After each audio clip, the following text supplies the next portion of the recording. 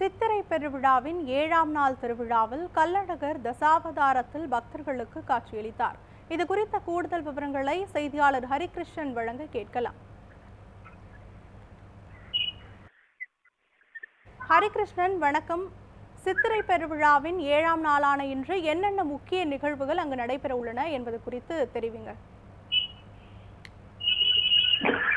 சித்திரை திருவிழாவின் சிகர நிகழ்வாக கள்ளழகர் வைகை ஆற்றில் எழுந்தருளக்கூடிய வைபவம் நேற்றைய முன்தினம் 12ஆம் தேதி அதிகாலை 5:45 மணியிலிருந்து 6:05 மணிக்குள்ளாக நடைபெற்றது. கோலாகலமாக நடைபெற்ற விழாவை தொடர்ந்து பல்வேறு விழாக்கள் நடைபெற்று வருகிறது. குறிப்பாக அழகர் கோவிலில் இருக்கக்கூடிய கள்ளழகர் கோவில் சித்திரை திருவிழா 10 நாட்கள் நடைபெறுகிறது வழக்கமான ஒன்றாகவும் இருக்கும். கடந்த 8ஆம் தேதி அழகர் கோவில் பிரகாரத்தில் இந்த திருவிழாவானது தொடங்கியது. அதனைத் தொடர்ந்து கடந்த 10ஆம் தேதி மாலை அதிர்வேட்டுக்கள் முழங்க அழகர் கோவிலிலிருந்து கள்ளழகர் திருக்கோலத்தில் சுந்தரராஜ பெருமாள் மதுரை நோக்கி புறப்பட்டார். வழி நெடுகிலும் இருக்கக்கூடிய மண்டபப்படியில் எழுந்தருளி பக்தர்களுக்கு காட்சியளித்த கள்ளழகருக்கு 3 மாவடியில் மறுநாள் காலை 3 மாவடியில் எதிர் சேவை நடைபெற்றது. அதனைத் தொடர்ந்து கள்ளழகர் வைகை ஆற்றில் இறங்கி பக்தர்களுக்கு காட்சியளித்தார். அதனைத் தொடர்ந்து வண்டியூர் வீரராவ பெருமாள் கோவிலிலே தங்கிய கள்ளழகர் நேற்று காலை அவருக்கு கருட சேஷ வாகனத்தில் எழுந்தருளிய கள்ளழகருக்கு திருமஞ்சனங்கள் காணப்பட்டு பல்வேறு பூஜைகள் நடத்தப்பட்டது. அதனைத் தொடர்ந்து தேனூர் மண்டபம் வைகை ஆற்றுக்குள் இருக்கக்கூடிய தேனூர் மண்டபத்தில் அவருக்கு கருட வாகனத்தில் எழுந்தருளிய கள்ளழகர் அங்க இருக்கக்கூடிய மண்டுக முனிவருக்கு சாப விமோசனம் அளிக்கும் நிகழ்வு நடைபெற்றது. அதனைத் தொடர்ந்து அங்கிருந்து கருட வாகனத்தில் ராமராயர் மண்டபத்திற்கு வந்தார். அந்த ராமராயர் மண்டபத்தில் ஒரு 11 மணி அளவில் வந்த கள்ளழகர் கருட சேவையிலே பக்தர்களுக்கு காட்சி தந்தார்.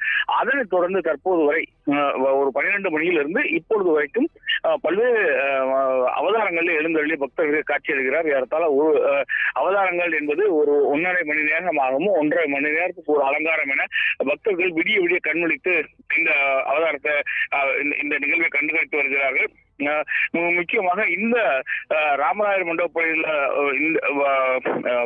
இந்த நிகழ்வானது நடைபெறுவதற்கு பல்வேறு காரணங்கள் இருப்பதாக கூறப்படுகிறது. அதாவது ராமராயர் மண்டபப்படி இந்த தசவதார நிகழ்ச்சி நடைபெற்று இந்த கிருஷ்ண பரமாத்மா வைகுண்டத்தில் இருக்கும் பரம்பொருள் திருமால் பூலோகத்தை காக்க பல அவதாரங்களை எடுத்து அதர்மத்தை அழித்து தர்மத்தை நிலைநாட்டுவது போதுதான் தசாவதாரம் என்று கூறப்படுகிறது. அந்த வகையில் தான் முத்தங்கி சேவை, மச்ச அவதாரம், கூர்ம அவதாரம், வாமன அவதாரம், கிராம அவதாரம், கிருஷ்ண அவதாரம், இறுதியாக மோகினி அவதாரத்தில் எழுந்தருளும் கள்ளழகர் அங்கு பக்தி உலாவானது நடைபெறும். அதிலே அந்த பக்தி உலா நடைபெறும். அதனைத் தொடர்ந்து அவர் மீண்டும் ராமராயர் மண்டபத்தில் எழுந்தருள்வார்.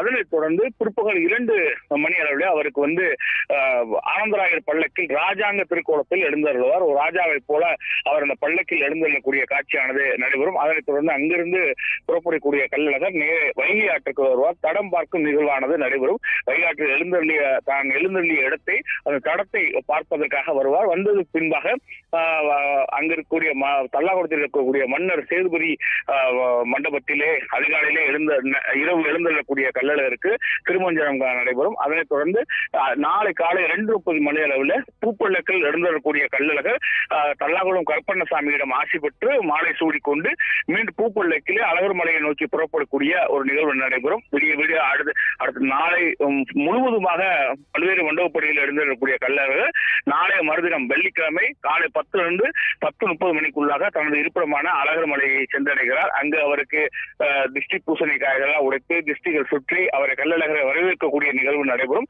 அதற்கு அடுத்ததாக உற்சவ சாந்தியோடு இந்த திருவிழாவானது நடைபெறுகிறது. இப்படி புகழ்பெற்ற ஒரு சித்திரை திருவிழா, மதுரையின் ஒரு அடையாளமாக இருக்கக்கூடிய சித்திரை திருவிழா தற்போது தொடர்ந்து நடைபெற்று வருகிறது. சன்யா,